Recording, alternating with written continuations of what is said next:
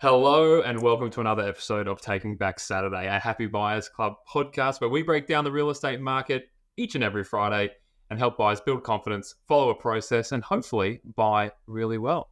I'm your host, Chase Jones, and joining me as he does now each and every week, he's back, real estate daddy, Sam Hunter. How are you, mate? Good, man. Good. First pod in the new content studio. Yeah, the studio built on hopes and dreams and Temu. Yeah, man. Thank you, Temu, for supplying some soundproofing for a very affordable price and actually a very fast delivery. So we're big fans of Temu here at Happy Buyers Club, and I hope it's not as echoey. Well, free plug for the company that doesn't need it. But yeah, hopefully everyone watching thinks this looks great, and hopefully everyone listening can feel the crispness. Yeah, 100%. The softer sounds. Mate, it's the end of financial year. We're halfway through the year now. It's the end of the quarter. End of the month. So next week we'll get into more of a nitty-gritty like market wrap of 2024 so far and what we expect for the second half of the year. But for this week at least, we find ourselves quite often on this podcast and in our day-to-day jobs answering the same questions. So we thought we'd address a few of those this week, put out the call out on social media last night for any questions, and we've got a few. We'll do our best to get through as many as we possibly can. We do have to mention, though, off the top, to one of our current clients who asked whether they should buy while Mercury is in retrograde. Our view is there's no bad time to buy a house. No bad time to buy a good house. That's right. Yeah, exactly right. All right, well, let's do this. Let me just drag up the questions here. Straight off the top. Sam, what happens after I make an offer? But this I reckon is a question that we get in a comment on TikTok, or it's something that we often talk about with our clients when we're first meeting them. We're doing those discovery calls because most people don't talk to a buyer's agent before they've made their first offer. Most people come to us or any buyer's agent because they've made offers or bid on property and haven't had anything accepted. Yeah. Our view is that it should be a almost very structured process once you've made an offer. And our view is any offer that we're ever making, we are trying to set and manage expectations, not just with our clients, but with the agents from there. So if we're making an offer on, let's call it day one of the negotiating process, we won't expect a result on day one, but we will set up and manage how we want those communications to go through from there. And we'll do everything we can to keep control. And the advice that we would give any buyer is do the same. So if you're making an offer on a Monday, just say, hey, I'll leave it with you and your sellers today, but I'd really like to hear from you before 10 o'clock tomorrow morning, even if it's a no. Let's make a call, let's make an agreement to speak at this time and get some feedback. There's every chance that agent should have presented that offer within that next 12 or 24-hour period, and hopefully they have some feedback for you. But just agreeing when the next time to speak lessens the anxiety of wondering what's going on in the background. Now, they might call you beforehand with great news that they've accepted. They might call you beforehand with not so great news that it's been rejected.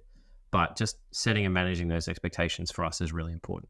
The second thing that we like to do is when you do have that next conversation, if the answer is we're still thinking about it, is then just put a time frame on when they're like. The good news about the market that we're in right now is that there are more properties available for sale today than there have been in the last 2 or 3 years. And hopefully you're not listening to the show having been looking for 2 or 3 years. If you are, give us a call. But it means that there's every chance that you've got options. And the agent will know that. They'll feel that as well. So if you've made an offer on day one, come day two, you've agreed to talk, you're talking, and he says, I got nothing for you, they're still thinking about it. That's a really good time to put a time frame on an offer and say, hey, I respect that, but there are other properties that we're going to look at. This is our preference, but we'd like a decision by 3 p.m. tomorrow. Exactly right. And don't feel like you can't ask those questions ahead of time. When are you presenting these offers? When can I expect to hear from you?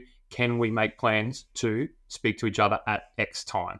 And then beyond that, like you said, setting a deadline, almost like my offer is expiring as of this time because I'm pursuing 123 Smith Street. It's going to auction on Thursday. And I'd really like to have a result on this one so that I know what I'm going to then do in that auction. Yeah, we found a lot of people are putting eggs in one basket and then end up missing out on that one and then potentially missing out on the next one as well. So if you find something that you like, make a really good offer. There's no such thing as cheap real estate. So make a good offer, but also set expectations with the agent. Ideally, they agree them and then they keep to those as well. but give yourself a chance to get a resolution. And a resolution is not just you buying a house, it's also getting a no, so you know that you can move on to the next one, or you know that you need to negotiate and offer more money if you're able to, and if you find it valuable to do so. Don't just leave yourself in limbo and make an offer and then wait and hope that someone's going to call Exactly you back. right. You're taking control of your search instead of hoping and just wishing for the best and assuming that something will happen just from dumb luck. You need to put those expectations in place. Agreed. So that you are taking control of that situation. You'd be amazed at the amount of agents that I speak to that have offers just flick through on an email and they've never even spoken to these people. Just a random email, bang.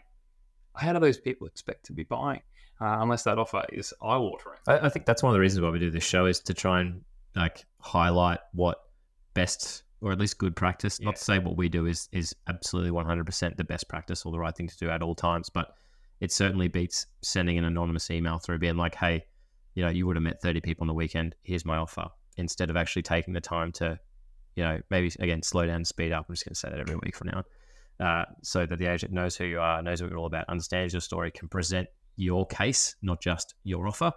And ideally, your offer is as competitive as your case and the relationship that you've built with the agent to give yourself every chance of buying that property. 100%. Tick, tick, tick. I think we should get a slow down to speed up neon, and we can just take it around. I'm into that.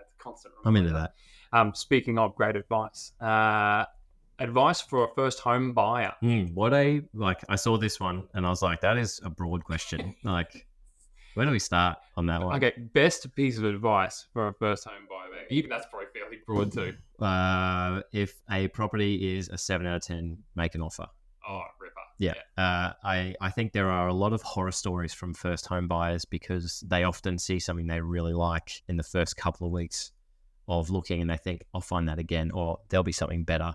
And they miss really good real estate. There's no perfect property. Even new builds have snagging issues, right? And that's why you got a builder's warranty for a long time. There is no such thing as perfection in real estate. Good real estate decisions are all about compromise. If you're a first-home buyer and you're in the market now, thinking about getting into the market, or you've been in the market for a long time and you're wondering, when will it be my time to buy? Expect to compromise. Accept compromise. And if something does tick 7 out of 10 boxes, we've got, in our businesses, if people can make a decision and they are confident in it at 7 out of 10, it's don't even talk to anyone about it, make that decision, because the world might fall apart if we've got to fix that gap. If it's a 5 out of 10, it's probably worth talking about. If it's a 4 out of 10, you're not making that decision. I feel like it's the same in making really smart, intelligent, good real estate decisions. If it's a 4 out of 10, you're not buying that house, it's not the one for you. Might be for somebody else, it's not for you. If it's a 5 or a 6 out of 10, that's where you're starting to have a conversation. That's like a 3 out of 10 out of our rating system at Open Homes, right? If it's a 7 out of 10 and you're wanting to get into the market and it's a price that you're comfortable paying, you can probably fix those 3 out of 10s, or the market will do the job for you over the time that you're living in that property to then trade up to the next 7 out of 10, which suits your lifestyle in 5, 6, 10 years time, right? So if it's 7 out of 10, seriously consider making an offer. Go find some 7s, go find some 8s. 100%. I think if I was advising first home buyers, I would talk to, when we say get prepared, but get prepared properly, as in speak to and almost build that team of experts around you. A great mortgage broker who you can call ahead of offering, who you can get that pre-approval in place, have confidence surrounding that side of things. Talk to a conveyancer. Have spoken or have had recommendations on a building and pest inspector that you could call upon on short notice to get something done for you. Have a discovery call with the buyer's agent. Speak to some of your local agents. Do it properly. By just dipping your toe in the market and fluffing around at a few opens where you're just like, I have no idea what I'm looking for, it's going to grow exhausting very quickly, or you can get into a very bad habit of just fluffing around in the market for 6 months. You've been looking, but you haven't actually been searching. If you're going to do it, prepare well, get that team in place, have those hard conversations really early on about what you're actually looking for, and then go and do it properly. And just dive in, and then 6 weeks later, you might find yourself walking into a 7 and being like, let's take this away because we're ready. That was way better than my answer. Oh, cut that one up. That's going on YouTube. Where would you buy in Brisbane? I know what these answers are going to be too. Yeah, I'd buy a 3-bed, 1-bath post-war house in Holland Park. Ditto I buy for Mount Gravatt. Yeah, I buy my next door neighbour's house. No, I think it is dependent on everyone's situation and what their intentions are for the future, right? For sure. I had a conversation with a real estate agent yesterday, and he and I have known each other since 2011. And we had a laugh about the fact that we should have bought every single property that we have ever sold. I don't know if there is a bad suburb or bad area to buy in Brisbane. The only place that you and I have not bought a house in Brisbane for us or our clients is the western suburbs. So I'm not going to comment on the leafy west. It is lovely. If I drive through there to go to like St. Lucia Golf Club, it's beautiful. I just don't know it as well as north, south, and Bayside, right? I mean, Ashgrove is like in a northwest. I guess that's kind of northwest. Yeah, it's kind of northwest. It's definitely more north. Yeah, I wouldn't necessarily think of a specific area. I would think of the fundamentals. Your common constraints and common good real estate decisions in any of those areas. I wouldn't buy anything where there's flood touching the property. We had a look at a property last week where it had flood mapping coming into the risk of 750 square meter block, and the flood came about a meter into the block. And you and I were like, well, that's pretty acceptable. You're not going to actually ever build a dwelling there. And that is worst case scenario in the 1 in 1,000 year floods, which happen every 5 years here in Brisbane now. So, I wouldn't buy anywhere where flood touched the dwelling. I don't like main roads. I don't like buying near train lines. Again, it's just there are people that those decisions and those properties will suit. I don't think they're the people that we represent, certainly not the real estate that we buy. Yeah, and that's definitely more of a question of where would you not buy in Brisbane? Yeah, I think so. Yeah, so I mean, every suburb's got its pros and cons. We all want to live where we grew up. That's not financially possible for a lot of first home buyers, particularly. Families want to live near schools and parks. First home buyers want to live where they can afford, but ideally it's got a bit of lifestyle as well. So most pockets of Brisbane within 15 Ks of the CBD is becoming less relevant in my opinion, and it's more about what's within 15 minutes of your house, not being 15 Ks of the city. So figure out what's important to you. Go and find a house that ticks 7 out of 10 boxes in an area that ticks those other sort of lifestyle boxes for you, and just get it to the market. It will do the rest for you. The suburbs are gentrifying. There we see pockets of like great little entertainment precincts, cafes, all that sort of stuff. So yeah, if you are within a stone's throw, or say a 15-minute drive of any of those sort of pockets, great. Just buy well within your means. Good real estate fundamentals, and the market will do the rest. 100%. All right. How do I get money off because of a bad building and pest? Oh, what is a bad building and pest? That's probably the question. I think building and pest inspections vary. Actually, coming back, so another question that we were asked, this is a good podcast, not potentially good content. Another question that we were asked and we've answered so far, and you mentioned is, what would you give advice for first-home buyers? And you said, go and speak to a couple of building and pest inspectors. That's really good advice. What you could also do when you're talking to those building and pest inspectors is say, can you send me an old report of a good house? And can you send me an old report of a real red flaggy thing? Because that'll give you context. Because that will help you understand what a bad building and pest actually is. If you want to get money off, there's no right or wrong way to do it. I probably wouldn't use the words, I want a price reduction or I want to get money off. I would probably leverage going unconditional. This is certainly how we've done it in the past. And I would be like, I'm unsatisfied with my building and pest. These are the reasons why. You can see the report here. It's clear and evident that it is a major defect and it's going to cost a meaningful amount of money to remedy. I'm prepared to go unconditional in 24 hours, 40 hours at the end of my date at this purchase price. Awesome. Wonderful language. I also really like reaching out to an inspector to see what a good report looks 100%. like. 'Cause it will shock a lot of, particularly first home buyers, what a good report reads like. Yeah, still stuff wrong. Yeah, like a good report will still be there, but because they are liable for what they put in the report. So it does read quite harsh. It can read quite blunt. But just seeing that and identifying that and being like, oh, great, so that's what a good report looks like. And that's going to really help sort of shape the way you read further reports moving forward. Because for the most part, they'll probably be right there in the middle, but knowing what the worst and the best looks like, and understanding why they are what they are. For sure. We showed a client of ours what we would consider to be a bad building and pest report, and it had water coming in the second floor of the house, not just like the back deck where it was running down the hill. Leaking from all sides. Yeah. So yeah, there is a fundamental difference between a good and a bad report. And you're exactly right. Like asking an inspector to send you examples, whether they will or not, who knows? We might actually call a couple of mates that we know after this podcast and say, hey, can we have some examples to share? Because that might be a really useful way. Yeah, ask us and we'll be able to show you what a good one and a bad one looks like. How do I know what price to offer? Brisbane is the no price marketing capital of Australia, literally. Not a lot of houses here are sold with a price guide. And when they are, they tend to actually go pretty heavily above that price guide. And quick. Yeah, and quick. So it doesn't necessarily help to have a price guide on a property to then know what to offer. We call a lot of agents who sold similar properties and say to them, what do you reckon they'd sell for today? And the good ones will tell you. The average ones just won't want to have that conversation because they're too busy doing something else. Who knows what that is, buying a coffee. That's a really good place to start, and you get the opportunity then to have a conversation. We did it with one yesterday where there's a property and complex that we really like. The last sale is significantly above every other sale, and the sale before that is significantly below. There's literally nearly $200,000 difference between a 3-bedroom townhouse, effectively, and we couldn't figure it out. So we picked up the telephone and asked, and found out, there were a few challenges with the one that sold low. And the guys who sold high were like, I don't really know how we got that price. Yeah. Hey, that was a massive one. That was a big result. Yeah, they're like, cool. It pays, I think, to have at least 3 of those conversations with agents who've sold similar properties in the past and ask them what they would have sold that one for today.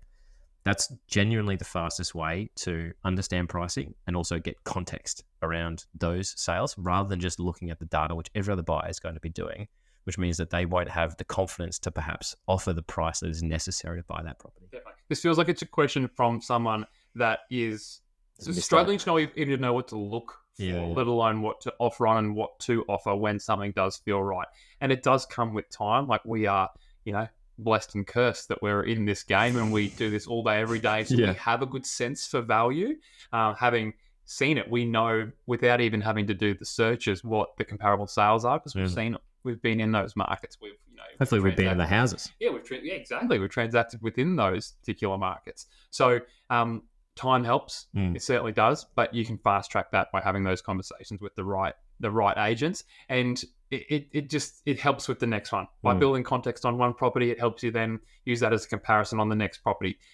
That again helps when you've got that laser focus. Yep. When you know what you want and you're operating within one market and you're looking at 3-bed, 1-bath, post-war homes within a certain area, you're going to soon become an expert. If you start looking at 4-bedders and 5-bedders and $2.5 million things, or hey, that looks fun, let's go have a sticky beak at that, you're going to get confused and you're going to start losing that sort of laser focus and ability to sort of build out what value looks like. I'll tell you what though, you're trying to buy if you are in the market for a $2 to $2.5 million house, there's a lot of really rock solid comparable sales for the last 2.5 years out there. And that's like, I genuinely believe that is the easiest market to price in Brisbane at the moment because the less than 10-year-old family home, 4 or 5 beds is between 2 and 2.5 at the moment in those inner city suburbs. And it's just, there's enough of them that you can look at and you can go, that's nicer finished than that. It's probably worth 60 grand. It's probably worth 100 grand, whatever it is, versus the... Rest assured, the hardest is 1.25 but 1.55. 100%. Because there's a lot of first home buyers and there's a lot of emotion, and that means there's a lot of variance between pricing.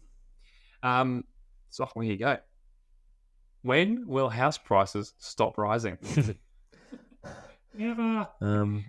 Historically, never. Historically, the answer is never. I don't think that they will. I mean, how do you answer this question? I don't know. I'm guessing we're probably talking in. Let's talk at a real micro scale. Like right here, maybe we're talking next quarter.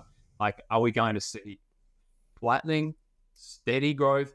Could we see spiking growth again? I'm gonna combine. I can actually see the next question that we're about to answer, which is to do with interest rates, and that's potentially not a question that we should answer either. But we'll give it a red hot go because certainly interest rates. Historically, interest rates and pricing have been really aligned. Rates come down, prices go up. For the last 18 months, notwithstanding the last 5-6 months, interest rates went up and prices still went up. Which showed that Brisbane certainly, but wider Australian market is pretty similar. We're having a moment, and housing is probably more speculative than it ever has been. And that's why people are desperate to get in. They're happy to pay the price. I also think that we're fortunate to live in a pretty safe, pretty secure country. There's a lot of weird stuff going on in the world at the moment. There's not that much weird stuff going on in Australia. Everyone listening to this is probably like, no, man, my life is tough. Yeah, individually, we've all got stuff going on, but we don't have a war in this country. We've got really good healthcare. We've got war on buses. Yep. We've got governments who are fighting each other to make stuff cheaper for us. We're about to all get a pay rise with a tax cut next week as well. That'll boost the market a little bit. So when will house prices stop rising, and what will happen with interest rates? My answer to both is never and nothing in the short term. I think price rises are here to stay, certainly in 2024 in our Southeast Queensland market. I think interest rates will hopefully stay the same for a little while. If they come down now, then they will immediately go back up in the short term, because people will just get carried away again. You can trust an individual, you can't trust people. That tends to be the rule. So I think, in Brisbane, we're in for a really rock solid, strong market. Again, coming back to some of the questions we answered before, if you find something that ticks 7 out of 10 boxes, buy it, because you'll do really well of it, a month after settlement. No, I'm really glad that you fleshed that out, because never and nothing. Tough, was not the answer I was looking for. That's probably not it. So I think I can't see it being the sort of 1 to 1.2 to 3% price growth consistently for, let's say, the next decade. That then pushes affordability beyond the vast majority of the market. But I do see the market growing significantly. I don't see there being any long-term changes. If you bought a house in 2024, by 2030, there's every chance that you've doubled your money. Long live Brisbane. Crazy town. Brisbane's the future. Nice one. Put that on a neon sign. Okay, this is the last one, and I dare say we might have this on the show next. We might have to bleep this. I was like, will we have time to answer this question? Yeah. Maybe not. Why are all agents F-wits? Yeah. That's a frustrated buyer. Yeah. Listen, as someone that speaks to hundreds of agents a week, it's probably not a case of them being like maybe they're perceived to be. You only remember the really good and the really bad, unfortunately. That's probably true. Yeah. And the vast majority are actually great. I know a lot of people get frustrated when agents, particularly on a Saturday, are so busy. Like they've got 30 people coming through the door. They've got one eye on the front door. They're sort of answering questions to almost like a group of people, and people are frustrated that they don't get the answers that they're looking for. It is a little bit of give and take. Okay. If you want them to give you something, you've got to take the time to maybe reach out prior to, so that you're going there with a handshake saying, I'm Sam, I'm Chayse. We spoke on Wednesday. I sent you a text at 8 o'clock this morning while I was having a coffee. Exactly right. Yeah. Because at that point as well, like you're then identified as they don't need to help you, like sort of learn how to buy a house, I'll call it. They're almost just like, hey, let's just talk about how we can get this property for you. I think people can get really frustrated when they get short answers, or they feel like they're being lied to, or they're being brushed off, or they don't get a call back. But it's probably because they haven't identified themselves as someone serious and someone that's easy and personable to talk to, which I'm sure everyone that listens to this podcast is. For sure. There's definite F-wits out there. But I think the reality for a lot of real estate professionals, even buyer's agents, right? We get it. People taint us with the same brush as other buyer's agents if they've had a terrible experience. You have a really bad experience, and there's the easy decision and the easy emotional path to take is to assume everybody is like that. It's also really dangerous if your first experience is with an amazing agent. You can kind of almost feel like you're getting railroaded immediately when you talk to the next one as well. There's more good than bad. I genuinely believe that. I don't know whether I'm just like blinded by my real estate industry glasses, and we talk to a lot of good agents more than we talk to bad ones. But yeah, take every conversation you have and every open over you go to, take it on its individual merit, right? And keep the good ones close. When you feel like you've walked away and someone's answered your questions, or they've given you more than just dance around a price. Like if you ask someone for a price guide and they sell you, they've never even spoken to the seller about price. Nice. Yeah, that agent's an F-wit. If they give you options of comparable sales, or they happily walk you down a guide price, or they hypothetically talk you through, we love that. Hypothetically, it's probably somewhere like 1.85, you know. Not to be too specific. If the OFT is listening to this, no one says that. So if you're getting more from an agent and they genuinely want to help you, or they ask what price you've been looking at, what houses you've seen, and they can give you a bit of a steer there, or they've just priced the property and they say, hey, it's above this price, then keep them close. They're one of the agents you call when you're trying to work out pricing. They're the people that you text before you go and open them saying, hey, I'm interested to see this. What can you tell me prior? If they're not giving you anything, then they are what they are, and hopefully you don't want to buy the house off them and you can just move on. Definitely. Seek out allies. If you can identify even 5 to 10 great agents that have been helpful, that are operating in the areas that you're trying to buy in, keep them close, text them every week, and work with them to find the right one. They're out there. They are out there. Speaking of allies, Sam, pleasure. Likewise. Hey, Sam, I'm Chase. Cue the song.